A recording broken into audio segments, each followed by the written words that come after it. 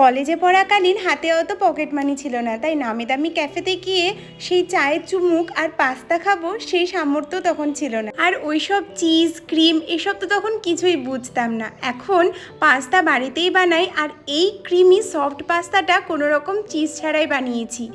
তেলের মধ্যে রসুন কুচি, কাঁচা লঙ্কা কুচি, পেঁয়াজ কুচি আর চিকেনগুলোকে সামান্য টমেটো সস, সয়া সস আর অরিগানো চিলি ফ্লেক্স দিয়ে ভেজে নিয়ে দিয়ে দিয়েছি ক্যাপসিকাম। আর ওইদিকে বাটারের মধ্যে টমেটো পিউরি আর একটু লাল লঙ্কার গুঁড়ো দিয়ে চিকেনগুলোকে রসা রসা করে নামিয়ে নেব। 2 চামচ বাটারের মধ্যে 1 চামচ ময়দা হালকা করে ভেজে নেওয়ার পর 1 কাপ দুধ ঢেলে দেব।